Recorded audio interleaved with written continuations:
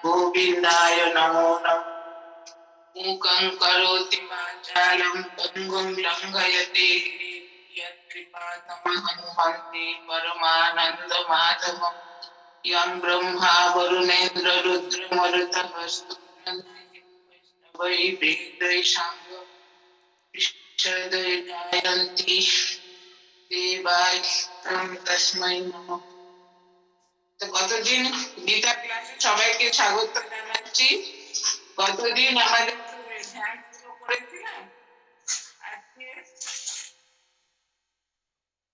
আজকে গীতার ওই যে 30 প্রথম অধ্যায় 30টা শ্লোক হয়েছিল, এখন 31 থেকে শুরু করছি। আপনারা সবাই দেখুন 31। অর্জুন গেছেন যুদ্ধক্ষেত্রে গিয়ে দুটো কৌরব আর পাণ্ডব সেনাদের মধ্যে তিনি কৃষ্ণকে রথ রাখতে বললেন। রেখে যখন দেখলেন যে তার আত্মীয় স্বজন সব রয়েছে, তখন তার ভীষণ মনে একটা অবসাদ এলো যে এদের আমি কি করে আমি এদের গায়ে অস্ত্রাঘাত করব। এই যে অর্জুনের একটা মোহ এলো, সেই মোহটাকে ভঙ্গ করার জন্য ভগবান এই গীতা অষ্টাদশ অধ্যায় যুক্ত গীতা বললেন সে যুদ্ধক্ষেত্রে। তাহলে দেখুন, এই যে প্রথম অধ্যায় আমরা শুরু করেছিলাম অর্জুন বিষাদ যোগ, সেখানে অর্জুন বলছেন যে কেন তিনি যুদ্ধ করবেন না, সেই যুক্তিগুলো উনি দিচ্ছেন। এর আগের দিন যেগুলো হয়েছে এরপরে আজকে বলছেন 31 নম্বর থেকে দেখুন, নচ শ্রেয় অনুপশ্যামি হত্বা স্বজন মা হবে ন কাংশে বিজয়ম কৃষ্ণ নচ রাজ্যং সুখামি। অর্জুন কি বলছেন যে আমি তো কোনো মঙ্গল দেখতে পাচ্ছি না, কারণ কি এই আত্মীয় স্বজনদের গায়ে অস্ত্রাঘাত করব আমি, করে যদি যুদ্ধে জয়লাভ করি সেটাও আমার পক্ষে মঙ্গল না, আর রাজ্য বা সুখভোগ আমি কামনা করি না, কারণ এত আত্মীয় স্বজনকে আমাকে নিহত করে সে রাজ্য লাভ করতে হবে। তারপরে বলছেন কিং রাজ্যেন গোবিন্দ কিং ভোগৈ জীবিতেন বা येषाम् अर्थे कांक्षितं न राज्यं भोगा सुखानि च। বলছেন কৃষ্ণকে সম্বোধন করে বলছেন যে হে কৃষ্ণ, আমাদের রাজ্যের কি প্রয়োজন, আর রাজ্য লাভ করে সুখ ভোগ করাই বা কি, জীবন ধারণের বা লাভ কি? যাদের জন্য আমরা রাজ্য লাভ করব সেই সব আচার্য পিতৃব্য পুত্র পিতামহ মাতুল শ্বশুর পৌত্র, মানে যত তার আত্মীয় স্বজন সবাই তো নিজের প্রাণ দেওয়ার জন্য যুদ্ধক্ষেত্রে এসেছেন। তাহলে কাদের জন্য আমরা এই রাজত্ব লাভ করব? তারপরে বলছেন ত ইমে অবস্থিতা যুদ্ধে প্রাণাং ত্যক্ত্বা ধনানি চ আচার্যা পিতর পুত্রা তথৈব চ পিতামহাঃ মাতুলা শ্বশুরা পৌত্রা শ্যালা সম্বন্ধিনস্তথা। বলছেন কি যে এই যে আমার আত্মীয় স্বজন, মাতুল শ্যালক স্বজনবৃন্দ এরা যে রয়েছেন এই যুদ্ধক্ষেত্রে সমবেত হয়েছেন, এরা সবাই তো নিজের প্রাণ দেবার জন্যই তো এসেছেন। হ্যাঁ, এদের বধ করে আমি কি করব? বলছে এদের তো আমি বধ করতে চাই না, আর এদের বধ করার জন্য যদি যুদ্ধ আমাকে নাও করতে হয়, বধ যদি মানে এদেরকে বাঁচিয়ে রাখার জন্য, সেটাও আমার ক্ষেত্রে ভালো। সেটা পরে এতে বলছেন এতান্ন হন্তুমিচ্ছামি, এদের আমি মানে নিহত করতে চাই না। নতপি মধুসূদন অপি ত্রৈলোক্য রাজ্যস্য হেতু কিন্নু মহিকৃতে। বলছে শুধু এই কৌরব রাজত্বটা কেন, যদি সারা পৃথিবীর রাজত্ব আমাকে দেয়া হয়, ত্রৈলোক্য রাজ্য মানে স্বর্গমর্ত্য পাতালের রাজত্ব যদি দেয়া হয় 3 ভুবনে, তবুও আমি এদেরকে মানে বধ করতে চাই না। হ্যাঁ, মানে অর্জুন একেবারে যুদ্ধ করতে চাইছেনই না, এত তার মোহ এসে গেছে। দেখুন, এটা হচ্ছে অর্জুন হচ্ছে আমাদের সব মানব সমাজের প্রতীক। আমাদেরও জীবনে এরকম এক সময় আসে কি যে আমরা মানে হঠাৎ করে মনটা যেন অবসন্ন হয়ে গেল, কিছু করতে ইচ্ছা করে না, হ্যাঁ মোহ এসে গেল। সেই মোহ আমরা কি করে দূর করবো? আমরা যদি তখন ভগবানকে স্মরণ করি তবে আমাদের সেই মোহটা দূর হয়। তাই এখানে আমাদের সকলকে মানে অর্জুনকে উপলক্ষ করে ভগবান অর্জুনকে সেই উপদেশ দিচ্ছেন যে তুমি তোমার মধ্যে কেন এই মোহটা এলো, সেটা পরের অধ্যায়ে বলবেন। এখন অর্জুনের কথাই হচ্ছে, অর্জুন নিজের সপক্ষে এত যুক্তি দিচ্ছেন যে কেন তিনি যুদ্ধ করবেন না। বলছেন নিহত ধাত্ররাষ্ট্রান্ন কা প্রীতিস্যা জনার্দন পাপমেবাশ্রয়ে দস্মান হত্যইতা নাততায়িন। বলছেন এই ধৃতরাষ্ট্রের পুত্রদের বা অন্য রাজাদের বধ করে আমার কি হবে? যদিও এরা আততায়ী, আততায়ী তাদের বলে যারা মানে গৃহে আগুন দেয়, তারপরে মানে ছলনা করে মানুষকে হত্যা করে, হ্যাঁ, তারপরে মিথ্যাচার করে, এগুলো দুর্যোধন কিন্তু সবই করেছে পাণ্ডবদের সঙ্গে। সেই জন্য সে হচ্ছে আততায়ী, সেটা অর্জুন ভালো করেই জানেন। কিন্তু তবু তিনি বলছেন এই আততায়ীদের হত্যা করলে কি হবে, আমাকে পাপ আশ্রয় করবে। দেখুন অর্জুন কি ধর্মপরায়ণ। এই যে ভগবান কেন অর্জুনের মানে প্রিয় সখা ছিলেন, অর্জুন কেন, এই পঞ্চ পাণ্ডবী অত্যন্ত ধর্মপরায়ণ। তারা কখনো ধর্ম থেকে বিচ্যুত হননি, সেই জন্য সর্বদা ভগবান তাদের সঙ্গে সঙ্গে রয়েছেন। তাই বলছেন এই ধৃতরাষ্ট্রের পুত্রদের বধ করে আমাদের কি সুখ হবে? যদিও এরা আততায়ী, আমি জানি যে এদের মারলেই মঙ্গল, কিন্তু আমি সেটা করতে পারবো না। তস্মান নাহা বয়ং হন্তুম ধার্তরাষ্ট্রাম সবান্ধবান স্বজনং হি কথম হত্বা সুখিনঃ শ্যাম মাধব। বলছেন সেই জন্য আমি, দুর্যোধনরা তো আমার ভাই, এদেরকে বধ করা, হত্যা করা আমার উচিত নয়। আর এই স্বজন বর্গকে বধ করে কি আমরা সুখী হব হে মাধব? মানে কৃষ্ণকে তিনি প্রশ্নগুলো করছেন যে এদেরকে যুদ্ধক্ষেত্রে মানে একদল জিতবে একদল হারবে, যারা হারবে তারা তো মৃত্যুকে পতিত হবে। বলছে এদেরকে হত্যা করে, এদের বধ করে কি লাভ হবে? যদ্যপ্যেতে ন পশ্যন্তি লোভ ও হতচেতসঃ কুলক্ষয় কৃতং দোষং মিত্রদ্রোহে চ পাতকম। বলছে যদিও এরা কি করছে, এরা মানে রাজত্ব পাবার লোভে, যুদ্ধে জয় লাভের জন্য এরা এসেছে, কিন্তু এই যে আমি এদের যে হত্যা করব, যুদ্ধে যে এরা মানে নিহত হবে, তাতে কি হবে? এটা কুলক্ষয়, কুলের মানে ক্ষতি, কুলের অমঙ্গল। কিরকম? এটা মিত্রদ্রোহে চ পাতকম, এরা আমার সব মিত্র বন্ধু, তাদের যে মানে বিরুদ্ধতা করে আমি একটা পাপের ভাগী হব। কথম ন জ্ঞেয়মস্মাভি পাপা দস্মান নিবর্তিতুম কুলক্ষয় কৃতং দোষং প্রপশ্যদ্ভি জনার্দন। বলছেন এই যে কুলক্ষয় হবে, যে কুলক্ষয় মানে কি বলুন তো, যারা যুদ্ধক্ষেত্রে এসেছেন তারা তো সব নিহত হবেন, আর তাদের যে বাড়ির সমস্ত, তার স্ত্রী পুত্র কন্যা, এরা সব অনাথ হয়ে যাবে, আর তাদেরও মানে বংশের আর কোনো মানে আর মানে দেখবার শুনবার কেউ থাকবে না, তারা সব অসহায় হয়ে যাবে। তাই বলছেন কি, এরা রাজ্য লোভে প্রমত্ত বা অভিভূত হয়ে কুলক্ষয় জনিত দোষ ও মিত্রদ্রোহরূপ পাতক সম্বন্ধে উদাসীন। বলছে এরা সেটা ভাবছে না, কিন্তু আমি সেটা ভাবছি যে কুলক্ষয় জনিত দোষের বিষয় জেনেও সে পাপ হতে কেন নিবৃত্ত হব না। দেখুন এটা কেন অর্জুন বলছেন, তিনি খুব ধার্মিক, যারা ধর্মপরায়ণ তাদের মনে সব প্রশ্ন জাগে যে কেন এটা করব কাজ করার আগে, কিন্তু যারা ধার্মিক নয়, যারা ধর্মপরায়ণ নয়, তাদের মনে এসব প্রশ্ন জাগে না। তারা যে কোনো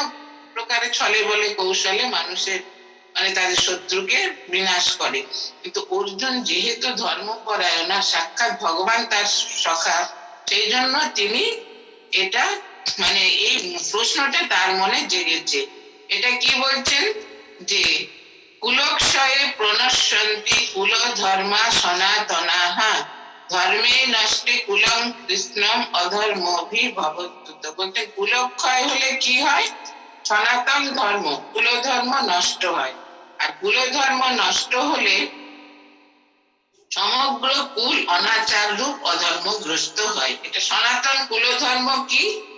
এটা বলছেন অগ্নিহোত্রাদি ক্রিয়া সাধ্য কর্ম। আগেকার দিনে খুব যাগযজ্ঞ এগুলো হতো, তো তাই বলছেন যে যখন বয়স্ক মানে বাড়ির যে কর্তা কি প্রাপ্তবয়স্ক, তারা যে যখন মৃত্যু মুখে পতিত হবে, তার যে শ্রাদ্ধ আচার অনুষ্ঠান হয়, সেগুলো যদি ঠিক মতো না হয় তাহলে কি হয়, তাদের বাড়ির অন্য লোকেরা, আবার বৃদ্ধ বনিতা, সকলেই সেগুলো মানে না করার জন্য তারা সেই ধর্মপথ থেকে বিচ্যুত হয়। আর এতে কি হয়, অধর্মের বৃদ্ধি হয়। আমাদের দেশ তো সনাতন ধর্মের দেশ, সেজন্য আমরা এগুলো খুব মানি, মানে ধর্ম রক্ষার জন্য। আর এটা যদি বলছেন কুলক্ষয় যখন হবে তখন অধর্মের রাজত্ব হবে। আর অধর্ম থেকে কি হবে, কত চিন্তা করছেন দেখুন অর্জুন। অধর্মাভিভবাৎ কৃষ্ণ প্রদর্শন্তি কুলস্ত্রিয়ঃ স্ত্রীষু দুষ্টাসু বাষ্মেয় জায়তে বর্ণ সংকর। বলছি কুল যদি অধর্মগ্রস্ত হয় তাহলে কুলস্ত্রীগণ তারা সব মানে তাদের আর পবিত্রতা থাকে না, তারা সব ব্যভিচারিণী হয়। আর কুলনারীগণ দুষ্টা হলে বর্ণ সংকর হয়। বর্ণ সংকর মানে আগেকার দিনে আমাদের যে ছিল যে ব্রাহ্মণ, সে ব্রাহ্মণ পরিবারেই তার বিবাহ হবে, ক্ষত্রিয় ক্ষত্রিয় পরিবারে। তখন তো এরকম ছিল না যে যে কোনো বংশ যে কোনো এতে তারা করতে পারতো। সেই জন্য সমাজে এই প্রথাগুলো খুব স্ট্রং ছিল। সেই জন্য বলছেন কি যে বর্ণ সংকর কি করে হয়, মনুসংহিতা অনুসারে বর্ণের ব্যভিচার, অবেদ্যা বেদন অর্থাৎ অসবর্ণ বিবাহ, আর সকর্ম ত্যাগ, এই তিনটে কারণে হচ্ছে এই বর্ণ সংকর উৎপন্ন হয়। সেই জন্য উনি অর্জুন চিন্তা করছেন যে এই যুদ্ধের ফলে কত কি মানে অমঙ্গলটা আসবে। শঙ্কর নরকায়ৈব কুলক নানাং কুলস্য পতন্তি পিতর হেষাং লুপ্ত পিণ্ড দক ক্রিয়াঃ। বলছেন যেই এই যে বর্ণ সংকর হবে তখন কি হবে, যে পিতা মানে যে পিতৃপুরুষদের পিণ্ড দান সেটা আর করতে পারবে না মানুষ। হ্যাঁ, কুলনাশকারী সমস্ত কুলে নরকের কারণ হয়, শ্রাদ্ধ তর্পণাদি ক্রিয়ার লোপ হয়ে যায়, পিতৃপুরুষ তখন নরকে পতিত হন। তাহলে একটা যুদ্ধের ফল কি ভয়ঙ্কর দেখুন। এটা অর্জুন চিন্তা করে কৃষ্ণকে বলছেন যে আমি যুদ্ধ করব না। উৎসন্ন কুলধর্মানাং মনুষ্যানাং জনার্দন নরকে নিয়তম বাস ভবতি তনু সুশ্রম। বলছেন কি এই যে কুলনাশকারীদের বর্ণ সংকর দোষের জন্য সনাতন জাতি ধর্ম কুলধর্ম সব নষ্ট হয়। আশ্রম ধর্ম, এই যে ব্রাহ্মণ ক্ষত্রিয় বৈশ্য শূদ্র, তারপরে ব্রহ্মচর্য গার্হস্থ্য বানপ্রস্থ সন্ন্যাস, এগুলো খুব এই প্রথাগুলো খুব ছিল, সেগুলো অর্জুন বলছেন এগুলো সবই তো নষ্ট হয়ে যাবে এই যুদ্ধের কারণে। আর সেই জন্য বলছেন আমি যুদ্ধ করব না। তারপরে বলছেন অহোবত মহৎ পাপং কর্তুম ব্যবসিতা বয়ম ইয়দ রাজ্য সুখ লোভেন হন্তুং স্বজন মুদ্যতাঃ। বলছেন হায়, রাজ্য প্রাপ্তির লোভে স্বজনগণকে আমরা বধ করতে উদ্যত হয়েছি। কি পাপেই না আমরা লিপ্ত হতে যাচ্ছি। তখন যুদ্ধ শুরু হয়নি, তাই বলছেন যে স্বজন বধ করার এই যে পাপ, মহাপাপ, এটা আমরা করতে উদ্যত হয়েছি এই যুদ্ধ। যদি মাম অপ্রতিকারম অশস্ত্রং শস্ত্র পানয়ঃ ধার্ত রাষ্ট্র মানে হন্যু স্তম্ভে ক্ষেমতরং হবে। বলছেন আমি তো যুদ্ধ করব না, আর আমাকে যুদ্ধ না করতে দেখে এই কৌরবরা যদি আমাকে মেরেও দেয়, মানে যুদ্ধ করতে তারা যদি উনি যদি যুদ্ধ না করেন ওরা তো করবে, ওরা যদি আমাকে অস্ত্রাঘাত করে, আমাকে যদি মৃত্যু মুখে পতিত হতে হয়, সেটা আমার পক্ষে মঙ্গলজনক হবে। হ্যাঁ, এটা বলে কি করলেন তখন সঞ্জয় বলতেন, সঞ্জয় উবাচ এবং মুক্ত অর্জুন সংখ্যে রথোপস্থ উপাবিশদ বিসৃজ্য শশনং চাপং শোক সংবিঘ্ন মানস। এই বলে তিনি সে শোকাকুল চিত্তে ধনুর্বাণ ত্যাগ করে, দেখুন অর্জুনের মতো বীর তিনি ধনুর্বাণ ত্যাগ করে দিলেন, দিয়ে বিষণ্ণ চিত্তে সে রথের উপরে তিনি বসে পড়লেন। আমি যুদ্ধ করব না। তার কারণগুলো এগুলো সব দেখালেন যে সমাজে একটা খুবই অমঙ্গল হবে, আর এই বর্ণ সংকর হবে, স্ত্রীরা সব মানে দুষ্ট হয়ে যাবে, আর সেই বর্ণ সংকরের ফলে সব পিণ্ডাদি ক্রিয়া সে কেউ পাবে না, পিতৃপুরুষেরা নরকগামী হবে। সুতরাং এত যেখানে অমঙ্গল, যেখানে আমি যুদ্ধ করব না, এই বলে তিনি সেই তার গান্ডীব হাত থেকে, গান্ডীবটা আগে পড়ে গেছিল, আরো সব অস্ত্র শস্ত্র ফেলে দিয়ে তিনি সেই রথের মধ্যে বসে পড়লেন খুব বিষণ্ণ চিত্তে।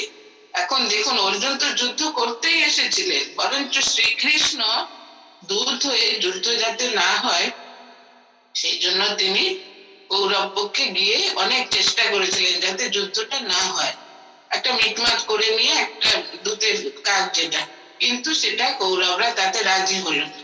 বলে দিল দুর্যোধন, গুণা যুদ্ধে নাহি দেব সুচন্দ্র মেদিনী। মানে এরা 5 গ্রাম পেয়েছিল যে আমাদের 5 ভাইয়ের জন্য একটি গ্রাম দিন, তাহলে আমরা, কিন্তু দুর্যোধন বললো বিনা যুদ্ধে আমি একটা সূচের আগায় মাটি যেটুকু হয় সেটুকু আমি দেব না। তাহলে দেখুন কিরকম তাদের মানে মনোভাব, তারা সারা জীবন পাণ্ডবদের বিরুদ্ধাচরণ করতে এসছে, সারা জীবন তাদেরকে মারবার চেষ্টা করেছে, ভগবান তাদের সহায় ছিলেন বলে তারা বেঁচে ছিলেন। এখন এই সময় তারা কি করছেন, যুদ্ধ অনিবার্য মানে হবে, কৃষ্ণের দৌত্য কার্য সফল হলো না, তখন হতে যাচ্ছে, সেই সময় অর্জুনের একটা বিষাদ এসে যাচ্ছে, এমন বিষাদ যে তিনি সমস্ত ধনুর্বাণ ত্যাগ করে রথের উপর বসে পড়লেন, আমি যুদ্ধ করব না। ইতি শ্রী মহাভারতে শত সহস্রাং সংহিতায়াম বৈয়াসিকা ভীষ্ম পর্বণি শ্রীমদ্ ভগবদ গীতাসু উপনিষৎসু ব্রহ্ম বিদ্যায়াম যোগ শাস্ত্রে শ্রী কৃষ্ণার্জুন সংবাদে অর্জুন বিষাদ যোগ নাম প্রথম অধ্যায়। এই যে প্রথম অধ্যায় শেষ হলো, 46টা যে শ্লোক, তার মধ্যে শুধু যুদ্ধের বর্ণনা, মানে কোন পক্ষে কত রাজা, মানে তারা কিভাবে দাঁড়িয়েছে, ব্যূহ একটা রচনা করে, কৌরব পক্ষে কতজন, পাণ্ডব পক্ষে কতজন, শ্রীকৃষ্ণ তার পাণ্ডবদের অর্জুনের রথের সারথি, তারপরে অর্জুন দেখতে চাইলেন যে কাদের সঙ্গে আমাকে যুদ্ধ করতে হবে, আমাকে নিয়ে চলুন। তখন তিনি কি করলেন, যখন কৌরব আর পাণ্ডবদের মধ্যে যে রথের এটা নিয়ে গেলেন, তখন তাদের দেখে অর্জুনের মনে একটা মোহ, মানে প্রচন্ড মোহ এসে গেল। এই যে মোহটা যখন মানুষের মনে আসে তখন তার হিতাহিত জ্ঞান সে হারিয়ে ফেলে। সেই মোহ থেকে উদ্ধারের জন্য তখন তাকে ভগবানের শরণাগত হতে হয়। এই যে মোহ থেকে কি করে আমরা উদ্ধার পাবো, সেই জন্য ভগবান এই যে গীতা শুরু করলেন অর্জুনের এই মোহ ভঙ্গ করার জন্য। তিনি অষ্টাদশ অধ্যায় যুক্ত গীতা বললেন সে যুদ্ধক্ষেত্রে। এই জন্য এরপরে এতে তিনি কি বলবেন, যে তুমি এই যুদ্ধক্ষেত্রে এসে তুমি এরকম করছো কেন, যে যুদ্ধ করবো না বলছো, এটা তোমার কি, এটা তোমার এত মতের ভ্রম হলো কেন বলে দ্বিতীয় অধ্যায় দেখুন, এটা বলে যে কৃষ্ণ এই যোগমায়া প্রভাবে অর্জুনের মনে এই মোহ সৃষ্টি করেছেন। কেন, যে যাতে করে তিনি গীতা বলতে পারেন। হ্যাঁ, সাধারণ মানুষকে শিক্ষা দেওয়ার জন্য তারা সংসারে কি করে তারা উদ্ধার পাবে, সংসারে কি করে তারা থাকবে ওই যে মায়া মোহকে অতিক্রম করে। সেই জন্য অর্জুনকে উপলক্ষ করে তো তিনি দিয়েছেন এই গীতার উপদেশগুলো। কিন্তু অর্জুনের মনে যদি মোহ না আসে তো কি করে সেই গীতা, ভগবানের যে শ্রীমুখ নিঃসৃত বাণী গীতা, সেটা কি করে মানুষ পাবে। সেই জন্য ভগবান যোগমায়া প্রভাবে অর্জুনের মনটাকে সম্মোহিত করে রেখেছেন। এত মোহ দিয়ে মোহ বিষাদের মুহূর্ত, তাই বলছেন যে সেই মোহ থেকে কি করে মানে অর্জুনকে রক্ষা করা যায়, সেই জন্য ভগবান এই অপূর্ব ধর্মতত্ত্ব গীতার মাধ্যমে প্রচার করলেন। আর এটাও দেখালেন যে মোহ নির্মুক্ত হওয়াটা ভগবানের কৃপাতেই সম্ভব। মানুষ নিজের চেষ্টায় মোহ নির্মুক্ত হতে পারে না। হ্যাঁ, ভগবান যখন তাকে কৃপা করেন তখনই তার মনটা মোহ নির্মুক্ত হয়।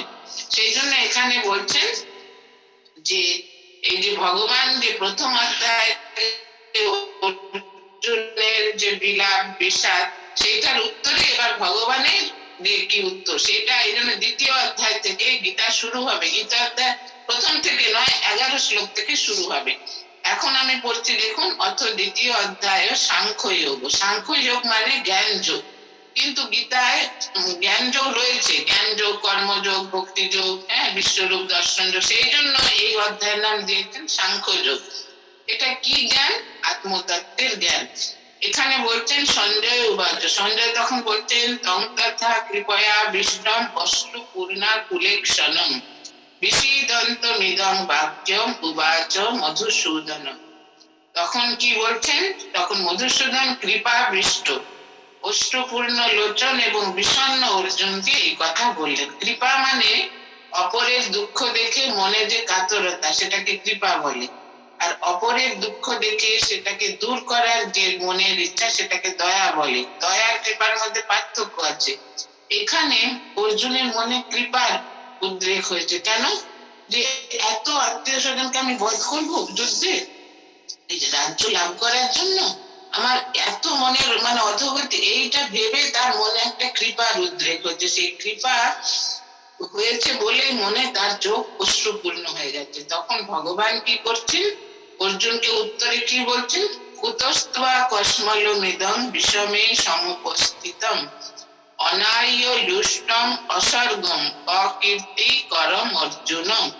বলছেন, হে অর্জুন, এই সংকট মুহূর্তে, হ্যাঁ, তুমি এখন যুদ্ধ করতে যাবে, যুদ্ধ ক্ষেত্রে তোমার এরকম অনার্য জনচিত, হ্যাঁ, স্বর্গহানিকর মানে অযশস্কর, অকীর্তি করে মোহ কোথা থেকে এলো? মোহ জিনিসটা তো খুব খারাপ। মোহতে মানুষ যখন আচ্ছন্ন হয়ে যায়, তখন তার কিছু মঙ্গল হয় না, সবকিছু অমঙ্গল, অকীর্তি হয়, তারপরে অযশ হয়, মানে সে যশ লাভ করতে পারে না, অনেক কিছু তার জীবনে সে হারায়। সেই জন্য বলছেন, এই মোহ তোমার মধ্যে কোথা থেকে এলো? তুমি তো বীর, তুমি মহাবীর, মহারথী, হ্যাঁ, তুমি যুদ্ধ করবে বলে এসেছো যুদ্ধক্ষেত্রে, আর এসে তুমি বলছো যে আমি যুদ্ধ করবো না, এটা কি? তারপরে বলছেন, এই শ্লোকটা খুব বিখ্যাত শ্লোক। স্বামীজি খুব বলতেন যে সারা মানে গীতার একদম সার সংক্ষেপ যেন এই শ্লোক, ক্লৈব্যং মাস্ম গম পার্থ নৈতত্তয়ুপপদ্যতে শূদ্রং হৃদয় দৌর্বল্য তত্ত্বতিষ্ঠ পরন্তপ। ক্লৈব্যং মাস্ম গম পার্থ, বলছেন, হে পার্থ, তুমি এরকম কাপুরুষ হয়েও না, কাপুরুষতা তোমাকে শোভা পায় না। এই যে হৃদয় দৌর্বল্য, ক্ষুদ্রং হৃদয় দৌর্বল্যম, তোমার এই যে ক্ষুদ্র হৃদয় দৌর্বল্য, মানে হৃদয়টা দুর্বল হয়ে যাচ্ছে। ত্যক্তোত্তিষ্ঠ পরন্তপ, তুমি এটাকে অতিক্রম করে তুমি যুদ্ধের জন্য প্রস্তুত হও। হ্যাঁ, তুমি যে যুদ্ধ করতে এসেছো, সেটা তুমি মনে মনে প্রতিজ্ঞা করে তুমি শত্রুর বিরুদ্ধে অস্ত্র ধারণ করো। আর এই কাপুরুষতা তোমাকে শোভা পায় না।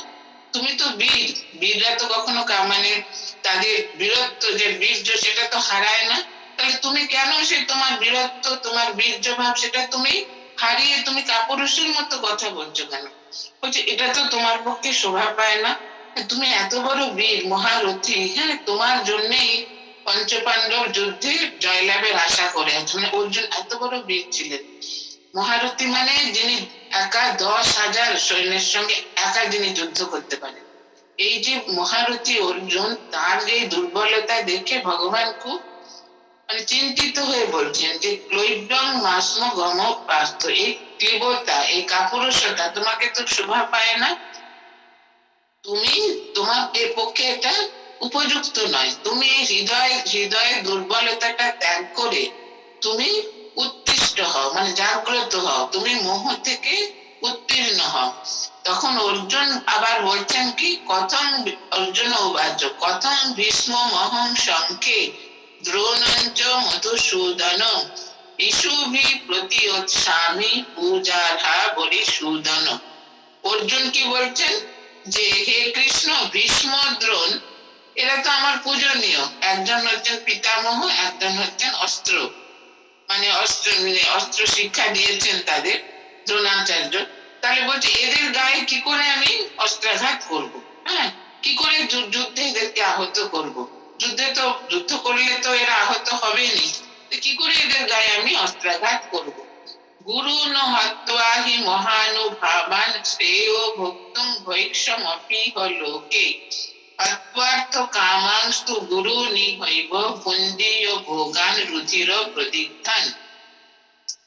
বলছেন কি, এইসব গুরুজনদের বধ না করে আমি যদি সংসারে ভিক্ষার দ্বারা জীবিকা নির্বাহ করে, ভিক্ষান্ন যদি আমি ভোজন করি, সেটা আমার পক্ষে মঙ্গলকর। হ্যাঁ, কেননা এই যে গুরুজনদের বধ করলে কি হবে, আমি তো রাজত্ব পাবো, সেটা কি হবে, এদের রুধির লিপ্ত, মানে যুদ্ধে আমি যে গুরুজনদেরকে হত্যা করেছি সেই রক্ত যেন সেই রাজত্বে মাখানো, এরকম রুধির লিপ্ত থাকবে, সেই রাজত্বে আমি সুখ শান্তি কোনোটাই পাবো না, সেই জন্য আমি যুদ্ধ করব না। আরো তিনি যুক্তি দেখাচ্ছেন, কার্পণ্য দোষোপহত স্বভাব পৃচ্ছামি ত্বং ধর্ম সংমূঢ় চেতাঃ ইয়চ্ছ্রেয়স্যান নিশ্চিতং ব্রূহি তন্মে শিষ্যস্তেহং সাধি মাং ত্বং প্রপন্নম। এটা কি বলছেন, আমি যুদ্ধ করলে আমরা জয়লাভ করব কি কৌরবরা জয়লাভ করবে, এটা তো আমি কিছুই বুঝতে পারছি না। আর আমাদের পক্ষে কোনটা শ্রেয়, আমাদের পক্ষে কোনটা শ্রেয়স্কর নয়, সেটাও আমি বুঝতে পারছি না। বলছেন যাদের বধ আমরা করতে চাই না, যাদের বধ করে বেঁচে থাকতে চাই না, মানে কৌরবরা, তারাই তো আমাদের সামনে উপস্থিত, তাহলে যুদ্ধ করলে তো তারা নিহত হবেই, তাহলে কি করে আমরা সেই রাজত্বে আমরা থাকবো? সেই জন্য আমি যুদ্ধ করবো না। ধৃতরাষ্ট্র পুত্রগণই তো আমার সামনে রয়েছে বেশিরভাগই, ওদের 100 পুত্র, তাহলে তাদেরকে আমি কি করে তাদের গায়ে অস্ত্রাঘাত করবো? বলছেন নহি প্রপশ্যামি মমাপনুদ্যাৎ ইয়চ্ছোক মুচ্ছ সনমেন্দ্রিয়াণাম অবাক্য ভূমা বশপত্ন মৃদ্ধম রাজ্যম সুরানামপি চাধিপত্যম। বলছেন এদের বধ করে কিভাবে আমরা মানে বেঁচে থাকবো, সেই চিন্তায় আমার মনটা একেবারে মানে ব্যাকুল হয়ে যাচ্ছে। এই পৃথিবীতে বলছেন, পৃথিবীতে আমার সমৃদ্ধ রাজ্য যদি পাই, যদি সুরলোকের আধিপত্য পেল, আমার যে মনের দুঃখ সেটা কেউ নিবারণ করতে পারবে না। কি দুঃখ? এই যে আমার আত্মীয় স্বজনকে আমি যে যুদ্ধে নিহত করছি, এই দুঃখটা আমি যদি সারা পৃথিবীর রাজত্ব পাই, তবুও আমার সেই দুঃখটা দূর পাবে না। তাহলে কিসের জন্য আমি যুদ্ধ করব? এই কারণটা এই জন্য উনি বলছেন। তখন সঞ্জয় কি বলছেন, সঞ্জয় তো ধৃতরাষ্ট্রকে এগুলো সব বলছেন। সঞ্জয় উবাচ এব মুক্ত্বা ঋষি কেশং গুরা কেশ পরন্তপঃ ন ইয়ৎস ইতি গোবিন্দম উক্ত্বা তুষ্ণীং বভূবঃ। তখন সঞ্জয় বলছেন কি, অর্জুন কৃষ্ণকে এরকম কথা বলে, আগেই তো বলেছিলেন যুদ্ধ করব না, আবার বললেন আমি যুদ্ধ করব না, কারণ এইসব গুরুজনদের গায়ে আমি অস্ত্রাঘাত করতে পারবো না, আমি যুদ্ধ পরিত্যাগ করলাম বলে তিনি চুপচাপ বসে রইলেন। দেখুন, যুদ্ধ করতে এসে রথের উপর তিনি অস্ত্র সমস্ত ফেলে দিয়ে তিনি চুপ করে বসে পড়লেন এসে রথের উপরে। তখন তমুবাচ ঋষি কেশ প্রহসন্নিভ ভারত সেনয়োর উভয়োর মধ্যে বিষিদান্ত মৃদাম গততি। তখন কৃষ্ণ কি করলেন, সেই বিষাদগ্রস্ত অর্জুনকে মানে তার মোহ নাশ করার জন্য তিনি মৃদু হেসে উপহাসের ভঙ্গিতে তাকে কথাটা বললেন। সখা তো তার অর্জুনকে, অর্জুনের আগের শ্লোকে বললেন না যে শিষ্য স্তেহং সাধি মাং ত্বং প্রপন্নম, কোনটা ভালো কোনটা মন্দ আমি তো কিছু বুঝতেও পারছি না, যে যুদ্ধ করলে মঙ্গল কি যুদ্ধ না করলে মঙ্গল, আমি আপনার শিষ্য, আপনি আমাকে উপদেশ করুন, কিসে আমার মঙ্গল হবে। দেখুন, যখন অর্জুন নিজের শিষ্যত্ব মানে স্বীকার করলেন, তখনই কিন্তু ভগবান উপদেশ দিতে শুরু করবেন গীতা। সখাকে কেউ উপদেশ দেয় না, সখা তো বন্ধুস্থানীয়, কিন্তু শিষ্যকে উপদেশ দেয়, গুরু শিষ্যকে উপদেশ দেয়। এখানে অর্জুন ভগবানের শিষ্যত্ব গ্রহণ করলেন, বললেন শিষ্য স্তেহং সাধি মাং ত্বং প্রপন্ন, আমি আপনার শিষ্য, আপনি আমাকে এই উপদেশ দান করুন যে কিসে আমার মঙ্গল হবে।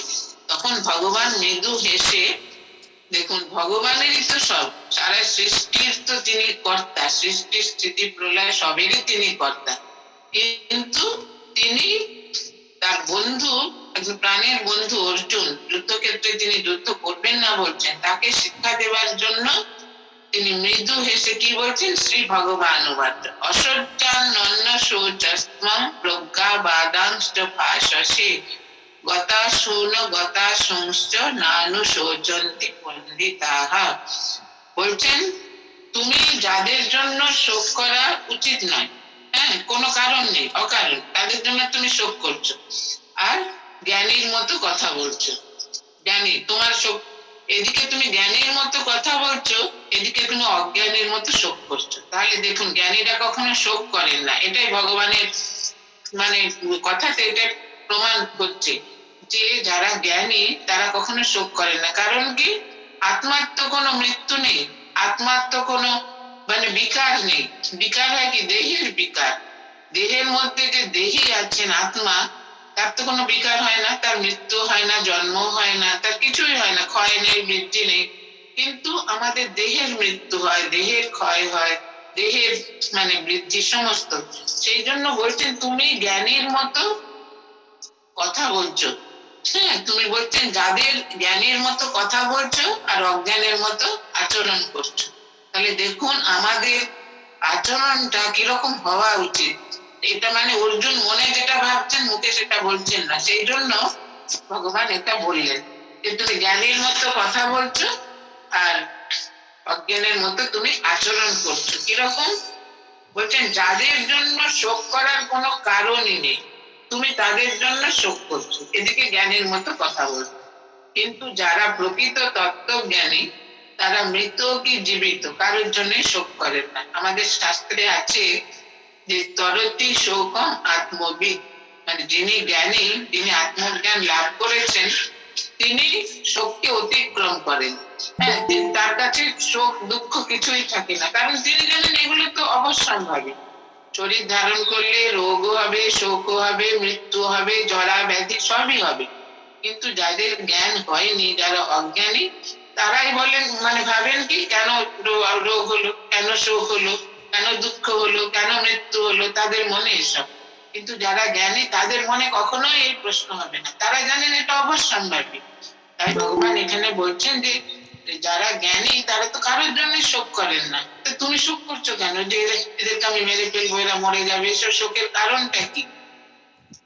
নতি বাহং জাতু নাশং ন ত্বং নেমে জনাধিপাহ ন চৈব ন ভবিষ্যাম সর্বে ভয়মতঃপরঃ। বলছেন আমি পূর্বে ছিলাম না বা তুমি পূর্বে ছিলে না তা নয়, এই নৃপতিরাও ছিলেন না এমন নয়। অর্থাৎ কি, আমরা সকলে পূর্বে ছিলাম, পরেও আমরা থাকবো, এখন আছে, সেটা কোন রূপে, আত্মরূপে। শরীরের নাশ আছে কিন্তু আত্মার তো বিনাশ নেই। আর পরে যে আমরা সকলে থাকবো না তাও তো নয়। সেই জন্য বলে এই যে গীতা শুরু হলো এই 11 নম্বর শ্লোক থেকে, মানে ভগবান আত্মতত্ত্বের উপদেশ দিচ্ছেন অর্জুনকে। এটা ভগবানের শ্রীমুখ নিঃসৃত বাণী, তো মানে এত সেটা শক্তিশালী, এত মানে সে অধ্যাত্ম মানে শক্তিতে পূর্ণ। সেটা বলছেন যে তুমিও আগে ছিলে না তা নয়, আমিও আগে ছিলাম না তা নয়, তুমি আমি সকলেই আগেও ছিলাম, পূর্বেও ছিলাম, এখনো আছি, পরেও থাকবো। আর এই যে রাজারা যাদের আমরা দেখছি যুদ্ধক্ষেত্রে, তারাও মানে আগেও ছিলেন, অতীতেও ছিলেন, বর্তমানে আছেন, ভবিষ্যতেও থাকবেন।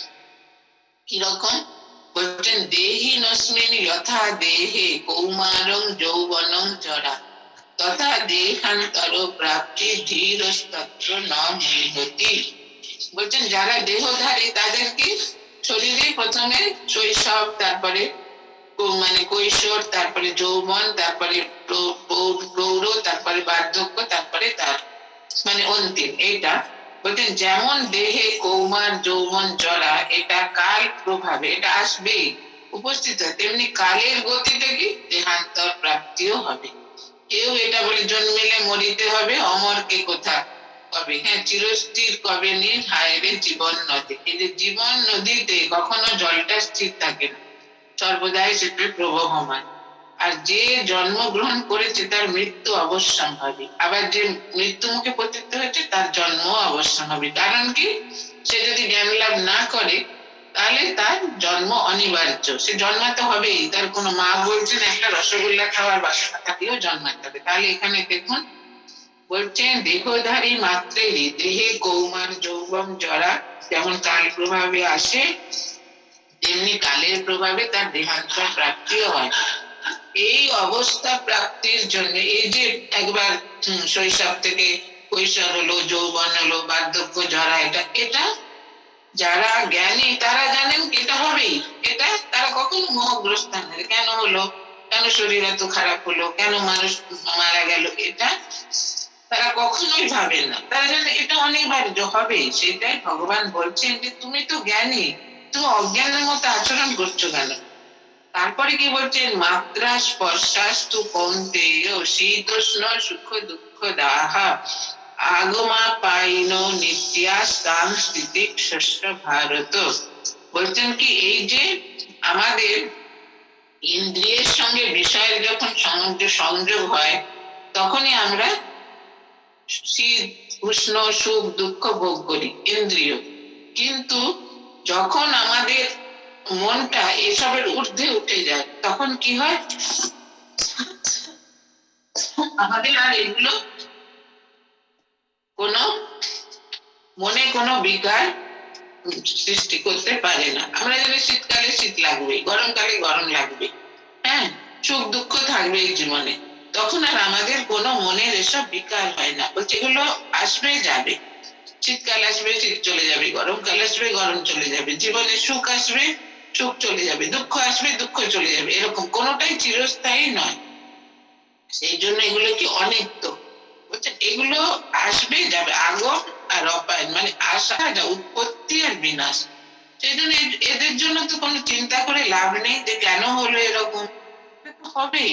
সেই জন্য বলছেন যে এই যে বিষয়ের সঙ্গে ইন্দ্রিয়ের যখন সংযোগ হয় তখনই আমরা আমাদের মনে দ্বন্দ্বের সৃষ্টি হয়। হ্যাঁ, যে ভালো মন্দ সুখ দুঃখ শীত গ্রীষ্ম এগুলো বিষয়ের সঙ্গে আমরা যখন মনকে সংযুক্ত করি।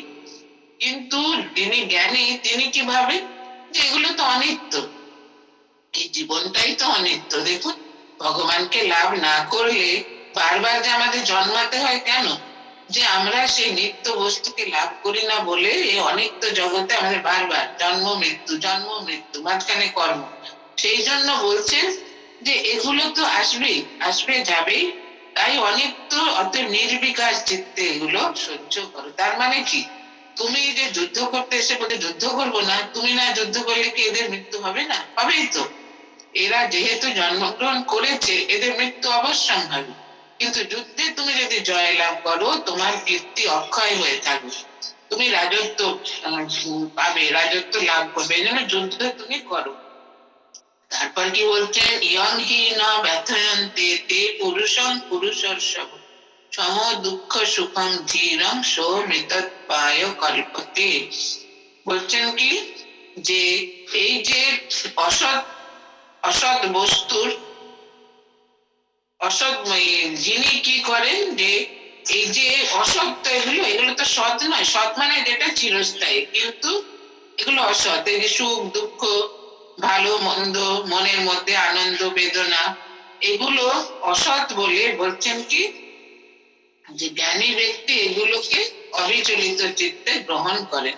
সুখ আসলেও তিনি নির্বিকার আর দুঃখ আসলেও নির্বিকার, শীতেও তিনি নির্বিকার গ্রীষ্মেও তিনি নির্বিকার। দেখুন যারা যোগী পুরুষরা তপস্যা করেন তারা কি কোনো প্রাসাদের মানে কোনো ঘর বাড়িতে থাকেন? তা তো না, তারা গাছের নিচে হিমালয়ে কত যোগীরা আছে, তারা এসব নির্বিকার চিত্তে, তারা জানেন এগুলো হবেই। এই যে দেহের সুখ দুঃখ যেমন প্রকৃতিতেও সেরকম শীত উষ্ণ এগুলো আছে। সেই জন্য বলছেন কি স্থির বুদ্ধি ব্যক্তি অর্থাৎ জ্ঞানী এইসব বিষয় স্পর্শ জনিত সুখকে তারা নির্বিকার চিত্তে গ্রহণ করেন। তারা কখনোই মানে উদ্বিগ্ন হন না। এই যে আমরা সমস্ত পরিস্থিতিতে আমাদের জীবনে সুখ আসুক দুঃখ আসুক ভালো আসুক মন্দ আসুক আমরা যে বিচলিত হয়ে যাই না, কেন বলেন তো? আমাদের জ্ঞান হয়নি বলে, অজ্ঞানের জন্য আমরা বিচলিত। আমরা যদি মনের মধ্যে সেই এটা রাখি যেগুলো তো অবশ্যম্ভাবী হবেই। জীবনে যখন আমরা এই জীবনে অনেক কিছু ঘাত প্রতিঘাত আসবেই, যে প্রকৃতিতেও যেমন আসে একটার পর একটা ঋতু, জীবনেও সেরকম কখনো ভালো কখনো মন্দ আসবেই। তাহলে তার জন্য আমরা বিচলিত হবো কেন? বলে সেই যারা জ্ঞানী তারা অবিচলিত চিত্তে সমভাবে গ্রহণ করেন। তিনি অমৃতত্ব লাভের যোগ্য, মানে তিনি অমরত্ব লাভ করেন। অমরত্ব মানে কি? দেখুন, দেহের বিনাশ তো হবেই, একদিন না একদিন হবেই, কিন্তু অমর কারা? যারা সেই ভগবানকে জেনেছেন, যারা জ্ঞান লাভ করেছেন, সে ব্রহ্ম জ্ঞান লাভ বলুন কি ভগবান ভক্তি লাভ বলুন, যারা করেছেন তারাই অমর হয়ে যান। হ্যাঁ, তাদের দেহের বিনাশ হলেও তাদের আর জন্মাতে হয় না, তাদের আত্মা মুক্ত হয়ে যায়। কিন্তু যারা সেই জ্ঞান লাভ করেনি তাদের বারবার জন্মগ্রহণ করতে হবে, যতদিন না সেই জ্ঞান হচ্ছে, যতদিন না সেই ভক্তি হচ্ছে। তারপরে বলছেন না শত বিদ্যতে ভাবো না ভাবো বিদ্যতে শতঃ, উভয়োরপি দৃষ্ট অন্তস্তনয়স্তত্ত্বদর্শিভিঃ। বলছেন যে এই যে অসৎ বস্তুর অস্তিত্ব বা স্থায়িত্ব নেই। না শত বিদ্যতে ভাবো, যেটা অসৎ বস্তু তার কোনো স্থায়িত্ব নেই, সে চিরস্থায়ী নয়।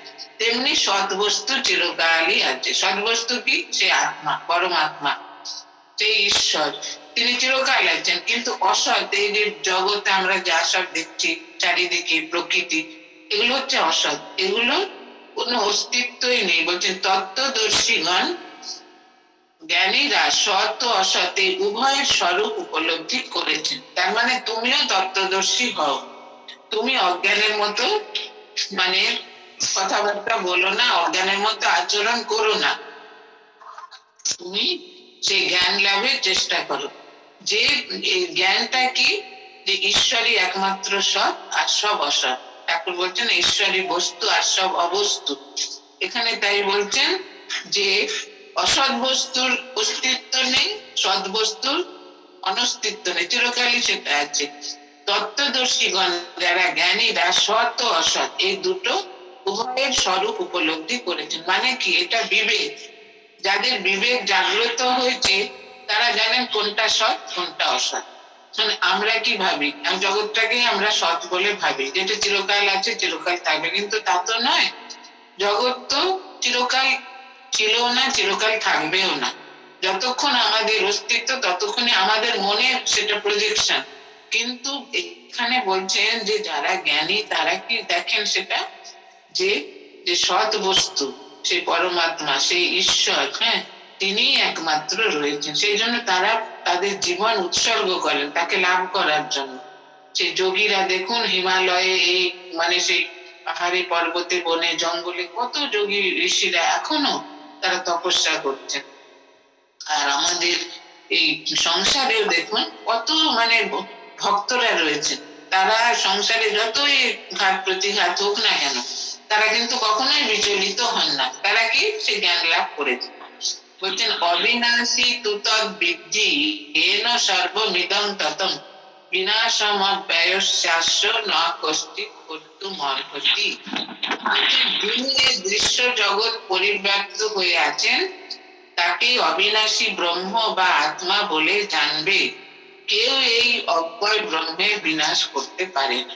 তার মানে কি বলছেন? যে ব্রহ্ম সেই পরমাত্মা সারা পৃথিবীতে সমস্ত অনুপরমাণুতে পরিব্যাপ্ত হয়ে আছেন, হ্যাঁ, তার কখনো বিনাশ হয় না। সুতরাং তুমি যে বলছো যুদ্ধে একে মারবো তাকে মারবো, এদেরকে গায়ে অস্ত্রাঘাত, কি তুমি অস্ত্রাঘাত করবে? সেটা পরে দেখবেন। আবার এই গীতাতে উনি বলছেন যে নিমিত্ত মাত্রং ভব সভ্য সাহায্যেন, তুমি নিমিত্ত হও। তুমি, আমি এদের মেরেই রেখেছি, তুমি কি মারবে এদের? তুমি অস্ত্রাঘাত করবে, মানে যুদ্ধক্ষেত্রে এসেছো সেটা তোমাকে করতে হবে, তাই তা নইলে তোমার কোনো ভূমিকাই নেই। আমরা সকলেই কিন্তু নিমিত্ত।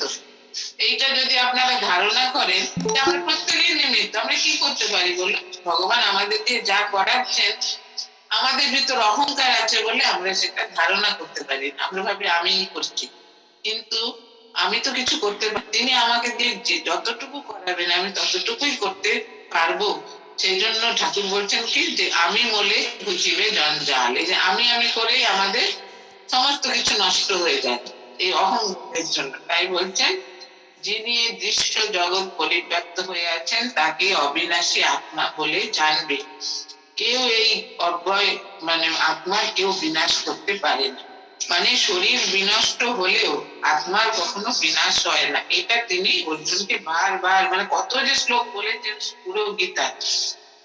তারপরে বলছেন অন্ত বন্ত ইমে দেহা নিত্য শক্তা শরীরিণঃ অনাসীন অপ্রমেয়স্য তস্মাৎ যুদ্ধস্য ভারত। বলছেন এই যে জীবাত্মার এই সকল শরীর এটা নশ্বর বলে কথিত হয়েছে। আমরা সকলেই তো নশ্বর, তাই না? কিন্তু আত্মা কি অবিনশ্বর। এই দেহের মধ্যে তিনি রয়েছেন, সেই আত্মা তিনি হচ্ছেন অবিনশ্বর, কিন্তু দেহটা হচ্ছে নশ্বর। দেহটা যখন তিনি যখন দেহ থেকে উৎক্রমণ করেন মানে বেরিয়ে যান, তখন দেহটা অপবিত্র হয়ে যায়। শিব তখন সব হয়ে যায়। হ্যাঁ, সবই তো আছে, সেই হাত পা চোখ নাক মুখ সবই থাকে, শুধু প্রাণটা বেরিয়ে গেছে, ওটা তখন অপবিত্র। এই গীতাতে আছে দেখবেন ভগবান বলছেন আমি জীবনং সর্বভূতের, আমি সকলের জীবন। তাহলে দেখুন ভগবান জীবন রূপে আমাদের সকলের মধ্যে রয়েছে, শুধু মানুষ নয়, গাছপালা পশু পাখি সমস্ত। সেই জন্য আমরা সকলে পবিত্র। আর আমাদের শাস্ত্রে বলে, বেদে বলে যে দেহটা হচ্ছে দেবালয়। এই দেবালয়ে সেই পরমাত্মা বা ভগবান তিনি দেবালয়ে অধিষ্ঠান করতেন। সেই জন্য যেমন আমরা মানে শরীরকে খাদ্য দিয়ে পুষ্টি করি, তেমনি মনেরও পুষ্টি দরকার। মনের পুষ্টিটা কি? সৎ চিন্তা, হ্যাঁ, শুভ চিন্তা, সকলের মঙ্গল হোক, সবাই ভালো থাকুক, সবার কল্যাণ হোক, এই যে চিন্তা, এটা করলে কি হয়? আমার যে অন্তঃকরণে তিনি তো বসে রয়েছেন অন্তর্যামী, ভগবানকে বলা হয় তো অন্তর্যামী, অন্তরে তুমি আছো চিরদিন। হ্যাঁ, সেই অন্তর্যামী, যে অন্তর্যামী তখন প্রসন্ন হন, যে দেখো এই সকলের জন্য চিন্তা করছে, এর মনটা কত, আপনার মনটা দেখবেন তখন শান্ত হয়ে যাবে, উদার হয়ে যাবে, সকলের জন্য যদি আপনি চিন্তা করেন। এখানে তাই বলছেন যে জীবাত্মার এই সকল শরীর নশ্বর, হ্যাঁ, কিন্তু আত্মা নিত্য অবিনাশী অপ্রমেয়। মানে এই আত্মা চিরকাল রয়েছেন, চিরকাল ছিলেন, চিরকাল আছেন, চিরকাল থাকবেন। সেই জন্য তুমি যুদ্ধ করো। তুমি তো আত্মাকে তো বিনাশ করতে পারবে না, এই দেহগুলোকে বিনাশ করবে। এই যে দ্রোণ বলুন, বিশ্ব বলুন বা কৃপ কর্ণ সমস্ত, এদের দেহগুলোকে তুমি বিনাশ করবে। মানে কিরকম উচ্চ তত্ত্ব কথা বলছেন দেখুন সেই যুদ্ধক্ষেত্রে ভগবান, যে দেহগুলোকে তুমি বিনাশ করবে, তুমি আত্মাকে তো বিনাশ করতে পারবে না। সেই জন্য তুমি যুদ্ধ করো। ইয়ং ব্যক্তি হন্তারং ইয়শ্চৈনং মন্যতে হতং উভতো ন বিজানিত নায়ং হন্তি ন হন্যতে। বলছেন কি, যে আত্মাকে হন্তা বলে মনে করে এবং যে আত্মাকে নিহত মনে করে, তারা কেউই আত্মার স্বরূপ জানে। কারণ কি, আত্মা কাউকে মানে হত্যাও করেন না, নিজেও কারোর দ্বারা হত হন না। মানে এই আত্মতত্ত্বটা এত অপূর্ব, এটা শুধু ভারতেরই। দেখুন ভারত এই পৃথিবীর মধ্যে সর্বশ্রেষ্ঠ কেন? এই আত্মচিন্তায় ভারত যে মানে যুগ যুগ থেকে ভারতে আত্মচিন্তা হয়ে আসছে। কত মুনি ঋষি, কত মহর্ষি, দেবর্ষি, রাজর্ষি, তারা এই আত্মচিন্তা করেছে। আর সেই আত্মচিন্তার সুফলটা তারা দিয়ে যাচ্ছেন। এখানকার আকাশে বাতাসে সর্বত্র দেখবেন সেই আত্মচিন্তা। হ্যাঁ, যত আপনি দেখবেন সাধারণ মানুষকে জিজ্ঞেস করুন তুমি কেমন আছো, বলবে ভগবান যেমন রেখেছেন, যেমন মা যেমন রেখেছেন, এইরকম। মানে তাদের এত নিঃশ্বাসে প্রশ্বাসে সেই আত্মচিন্তা। এখানে তাই বলছেন যে যে আত্মাকে হন্তা বলে মনে করে, যে আত্মা কাউকে কত করতো, বা যে আত্মাকে নিহত মনে করে, তারা কেউই আত্মার প্রকৃত স্বরূপ জানে না। আত্মা কাউকে বধ করেন না, আবার কারো দ্বারা হতও হন। এত কথা বলছেন কেন? যাতে অর্জুন এই যুদ্ধ মানে যুদ্ধক্ষেত্রে যুদ্ধ করতে প্রবৃত্ত হন, যাতে নিবৃত্ত না হন। উনি তো বলছেন আমি যুদ্ধ করব না বলে তো সব মানে ধনুর্বাণ ফেলে দিয়ে বসে আছেন রথের মধ্যে। তাকে মানে জাগ্রত করার জন্য, তার সেই মোহটাকে নাশ করার জন্য ভগবান এই আত্মতত্ত্ব, মানে এই যে কত উচ্চ আত্মতত্ত্ব, সুমহান আত্মতত্ত্ব ভারতের যে সম্পদ, সেটা তাকে অর্জুনকে বলছেন। বলছেন ন জায়তে ম্রিয়তে বা কদাচিৎ নায়ং ভূত্বা ভবিতা বা ন ভূয়ঃ অজ নিত্য শাশ্বত অয়ং পুরাণ ন হন্যতে হন্যমানে শরীরে। বলছেন এই আত্মা কখনো জন্মগ্রহণ করেন না, কখনো মৃত্যু মুখে পতিত হন না। অন্যান্য অন্যান্য বস্তুর মতো এটা জন্মগ্রহণ করে তার অস্তিত্ব লাভ করে, এটা সর্বদাই তিনি রয়েছেন। কারণ সদ রূপে, এই যে সচ্চিৎ আনন্দ বলে না, সদ রূপে তিনি নিত্য বর্তমান। আর এটা জন্মরহিত, নিত্য, শাশ্বত এবং পুরাণ। শরীরের নাশে আত্মার নাশ হয় না। এটা ভগবান বলছেন যে আত্মাকে তুমি কখনোই বিনাশ করতে পারবে না, তুমি শরীরকে বিনাশ করবে। এসব কৌরবদের যত যোদ্ধারা এসেছেন, তোমার যত আত্মীয় স্বজন, পিতামহ, দ্রোণাচার্য, ভীষ্ম দ্রোণাচার্য, কৃপকর্ণ যারা আছে, সবাইকে তুমি শরীরটাকে তুমি নিহত করবে, আত্মাকে তো নিহত করতে পারবে না। সেই জন্য যারা জ্ঞানী ব্যক্তি তারা শরীরের নাশে শোক করেন না। কেন? জানেন এর আত্মা তো অবিনাশী, শরীর থেকে আত্মাটা উৎক্রমণ মানে বেরিয়ে গেছে, কিন্তু আত্মা তো রয়েছে, আত্মাকে তো কেউ বিনাশ করতে পারবে না। কিসের জন্য শোক করবো? দেহের জন্য। এইটা ভেবে তারা শোককে অতিক্রম করেন। তাই বলেন তরতি শোকম আত্মবিদ, আত্মবিদ শোককে অতিক্রম করেন। তবে ভগবান দেখুন, এইটা এই দ্বিতীয় অধ্যায়ে 72টা শ্লোক আছে। এখানে এত অপূর্ব এই মানে প্রত্যেকটা আত্মতত্ত্বের কথা স্বয়ং ভগবান বলেছেন কিনা, বলতেন ইয়া স্বয়ং পদ্ম নাভস্য মুখ পদ্ম বিনিশ্চিত, মানে ভগবানের মুখ পদ্ম থেকে এই গীতা নিশ্চিত হয়েছে। সেই জন্য অপূর্ব।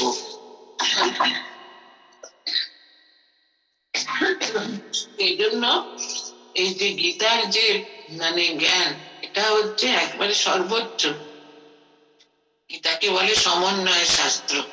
এখানে মানে জ্ঞান, ভক্তি, কর্ম সমস্ত যেন সমন্বয় করা হয়েছে। আর সর্বোপরি সেই ভগবান লাভের পথ দেখানো হয়েছে, যে সাধারণ অধিকারীর পক্ষে, যারা খুব উচ্চ অধিকারী তাদেরও পক্ষে কোনটা সুবিধা, সেটা ভগবান মানে পৃথক পৃথক করে। ভগবান তো করুণাময়, ভগবান জানেন যে সবাই তো অধিকারী সমান নয়, যে যেরকম অধিকারী সে তার জন্য তিনি সেই রকম ভাবে এই গীতা ব্যাখ্যা করেছেন। সুতরাং আমরা যদি আর কোনো শাস্ত্র নাও পড়ি, যদি শুধু গীতাই বলি সারা জীবনে, গীতার কথা মৃত, আমাদের আর কোনো শাস্ত্রের দরকার। সমস্ত মানে জগতের জীবনের যত সমস্যা হতে পারে সব এই গীতার মধ্যে তার সমাধান আছে। সেই জন্য গীতাকে বলা হয় সমন্বয় শাস্ত্র, মানে সর্বধর্মের, সর্বকর্মের, সর্ব উপাসনার এতে সমন্বয় আছে। আর স্বয়ং ভগবান এটা বলেছেন যে যুদ্ধক্ষেত্রে অর্জুনকে উপলক্ষ করে। সুতরাং গীতা আমাদের জীবনে মরণে, সুখে দুঃখে, আনন্দ বেদনায় গীতা আমাদের চিরস্থায়ী একটা সম্পদ। আমরা যদি চিন্তা করি, এই যে গীতা যে পাঠ করে মানে এক একটা ভগবান কি বললেন, এটা যদি চিন্তা করি, যদি মনন করি, হ্যাঁ শুধু পড়লে তো হবে না, সেটা চিন্তা করতে হবে, মনন করতে, তাহলে দেখবেন আপনারা অন্তরে একটা আলোকের সন্ধান পাবেন। সেই আলো হচ্ছে অধ্যাত্ম আলো। হ্যাঁ, সেই আলো স্পিরিচুয়াল একটা লাইট, সেটা পাওয়ার, যেটা সেটা দেখবেন আপনাদের মন একেবারে কত নিষ্প্রিয় হয়ে যাবে এই সংসারে সুখ দুঃখ হাসি কান্না যাই থাক না কেন, আপনাদের মন তাতে কখনোই লিপ্ত হবে। সেই জন্য ভগবানের কৃপায় আপনাদের এই যে গীতার শুরু হয়েছে ক্লাস, আপনারা তো পড়েন রোজই, কি বলে ধ্যান তো পড়েন, ধ্যান কি মুখস্থ হয়েছে সবার? হয়নি এখনো। দেখেন ধ্যানটা করবেন, আর প্রতিদিন 2-3টে করে শ্লোক এই সন্ধি ভেঙে সমাস ভেঙে পড়বেন। পাশে তো মানে তো দেয়াই আছে। আর আমাদের এই সপ্তাহে যদি মাসে যদি 2টো করে ক্লাস হয়, তাহলে কোনো মার কৃপায় যেন হয়, সেটা হলে আপনারা দেখবেন খুব সহজেই আপনারা এটা গীতার যে তত্ত্ব সেটা আপনারা বুঝতে পারবেন। গীতার পুরোটাই হচ্ছে আত্মতত্ত্বের বর্ণনা। ভগবান অর্জুনকে জ্ঞান দেবার জন্য, অর্জুনকে উপলক্ষ করে মানে সমস্ত মানব সমাজকে জ্ঞান দেবার জন্য, অজ্ঞানে সবাই তো মহাচ্ছন্ন হয়ে আছে, যেমন অর্জুন অজ্ঞানে মহাচ্ছন্ন হয়েছিলেন, সেই রকম সেই অজ্ঞান থেকে উত্তরণ করার জন্য ভগবান আমাদের এই গীতা তত্ত্ব বলেছেন। তিনি পরম করুণাময়, করুণা করে এটা বলেছেন আমরা সকলেই যেন সেই গীতা তত্ত্ব জীবনে অনুধ্যান করতে পারি। হ্যাঁ, তাহলে আজকে এই পর্যন্তই থাক। হ্যাঁ, 20 পর্যন্ত হয়েছে শ্লোক সাংখ্যযোগ। তাহলে এটা হচ্ছে জ্ঞান যোগ, সাংখ্য মানে জ্ঞান, আর এখানে ভগবান অর্জুনকে তার মোহ ভঙ্গ করার জন্য তিনি আত্মতত্ত্বের উপদেশ দিচ্ছেন। সেটাই এই অধ্যায়ের প্রধান উপজীব্য। সেটাই আজকে এই পর্যন্ত থাকলো, আপনারা সবাই ভালো করে পড়বেন। ওম নমো ব্রহ্মণ্য দেবায় গো ব্রাহ্মণ হিতায় চ জগদ্ধিতায় কৃষ্ণায় গোবিন্দায়।